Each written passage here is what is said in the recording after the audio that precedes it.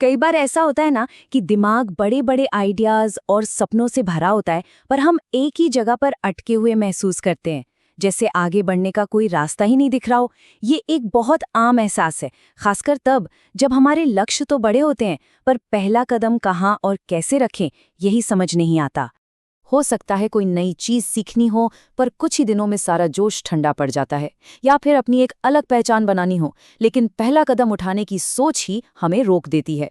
अगर ये बातें जानी पहचानी लग रही हैं, तो ये विश्लेषण बिल्कुल सही जगह पर आया है। और बस इसी गैप को, इसी खाई को राज शमानी अपनी किताब बिल्ड डोंट टॉक में भरने की कोशिश करते हैं। मतलब सोचने और करने के बीच की जो दूरी है उसे कम करना। इस किताब का मैसेज एकदम सीधा और साफ है, बातें कम करो, काम ज्यादा करो।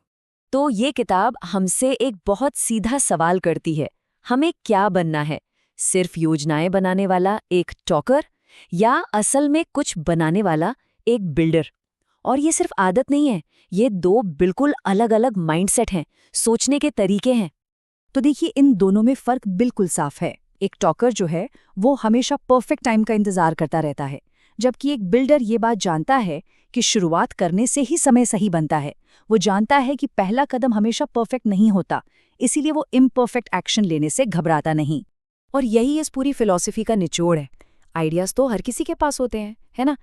लेकिन दुनिया उन्हें याद रखती है जो उन आइडियाज पर काम करके कुछ बनाते हैं। असली वैल्यू सोचने में नहीं, करने में है। चलिए अब एक और बहुत जरूरी सच्चाई की ओर बढ़ते हैं। आज की दुनिया में डिग्री से कहीं ज्यादा कीमत स्किल्स की है। कोई एक सीधा साधा रास्ता नहीं है। जरूरी ये है कि हमारे पास प्रैक्टिकल हुनर हो जो असल जिंदगी में काम आते हैं। इसको ऐसे समझ सकते हैं, डिग्री हमें दरवाजे तक तो ले जा सकती है, लेकिन उस दरवाजे को खोलने की चाबी स्किल्स ही है। अगर हमारे पास कोई ऐसी स्किल है जिसकी दुनिया को जरूरत है, तो पूरी दुनिया हमारे लिए एक बाजार बन जाती है। इस किताब के हिसाब से 3 ऐसी स्किल्स हैं जो किसी को भी कामयाब बना सकती हैं। पहली, कम्युनिकेशन, यानी अपनी बात को दिल से रखना। दूसरी, क्रिएटिविटी, यानी प्रॉब्लम्स के नए नए सोल्यूशन ढूंढना। और तीसरी, कंसिस्टेंसी, यानी लगातार मेहनत करते रहना। और सबसे अच्छी बात क्या है, इन्हें कोई भी सीख सकता है। अच्छा, अब आते हैं उस सबसे बड़ी रुकावट पर जो हमें आगे बढ़ने से रोकती है, परफेक्शन का इंतजार।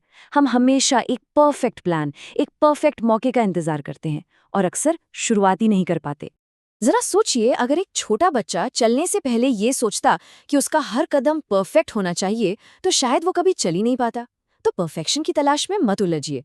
असली परफेक्शन तो लगातार कोशिश करते रहने में है। देखिए, शुरुआत करना उतना भी मुश्किल नहीं है अगर हम बड़े लक्ष्य को छोटे छोटे मैनेजेबल स्टेप्स में बांट लें। इससे पूरा सफर आसान लगने लगता है। आज अपने सपने की तरफ सिर्फ एक छोटा सा कदम उठाइए, बस एक, और फिर कल उसे दोहराइए। अगला जो बड़ा आइडिया है वो है फेलियर को देखने का नजरिया बदलना। हमें असफलता से दोस्ती करनी होगी। इसे एक अंत नहीं, बल्कि सीखने और आगे बढ़ने की प्रोसेस का एक जरूरी हिस्सा मानना होगा। हर फेलियर ये नहीं बताता कि हम नाकाबिल हैं, नहीं, वो सिर्फ ये बताता है कि कौन सा तरीका काम नहीं कर रहा है। ये एक डेटा पॉइंट है। मान लीजिए कोई वीडियो नहीं चला, तो ये हमारी बेइज्जती नहीं है, ये डेटा है, एक फीडबैक है जो हमें बेहतर बनाने में मदद करेगा। असली खेल गिरने का नहीं है, असली खेल है हर बार गिरकर और ज्यादा मजबूती से उठने का। हर गिरावट असल में एक बड़े कमबैक की तैयारी होती है। बस सबक सीखिए, तरीका बदलिए और फिर से कोशिश कीजिए।